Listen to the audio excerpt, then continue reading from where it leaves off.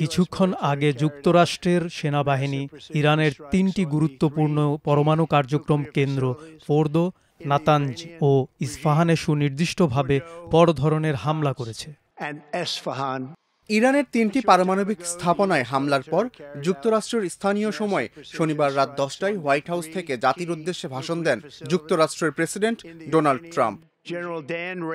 ইরানকে সতর্ক করে দিয়ে ট্রাম্প বলেছেন, হয় শান্তি আসবে, না হলে ইরানে আরও বড় হামলা হবে। এভাবে চলতে পারে না। হয় শান্তি আসবে, নয়তো ইরানের উপর এমন হামলা করা হবে যা গত ৮ দিনে তারা দেখেনি। মনে রাখতে হবে, আরও অনেক লক্ষ্যবস্তু বাকি আছে। আজকের হামলা সবচেয়ে কঠিন ছিল এবং হয়তো সবচেয়ে ভয়াবহও ছিল। তবে দ্রুত যদি শান্তি প্রতিষ্ঠা না হয়, তাহলে আমরা ওই লক্ষ্যবস্তুগুলোর উপরও সুনির্দিষ্টভাবে হামলা করব। সেই সঙ্গে ট্রাম্প আরও বলেন, ৪০ বছর ধরে ইরান বলে আসছে আমেরিকার মৃত্যু হোক, ইসরায়েলের মৃত্যু হোক। ৪০ বছর ধরে ইরান বলে আসছে আমেরিকার মৃত্যু হোক, ইসরায়েলের মৃত্যু হোক।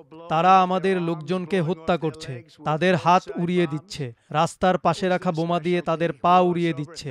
এটাই ছিল তাদের বিশেষত্ব। আমরা ১,০০০-এরও বেশি মানুষকে হারিয়েছি এবং মধ্যপ্রাচ্য ও সারা বিশ্বে হাজার হাজার মানুষ মারা গেছে। এত লোক তাদের জেনারেল কাসেম সোলাইমানির হাতে নিহত হয়েছে। ট্রাম্প বলেন, তিনি আগেই সিদ্ধান্ত নিয়েছিলেন ইরানকে এভাবে চলতে দেবেন না। সেই সাথে ভাষণে ইসরায়েলের প্রধানমন্ত্রী নেতানিয়াহুকে ধন্যবাদ ও অভিনন্দনও জানান তিনি।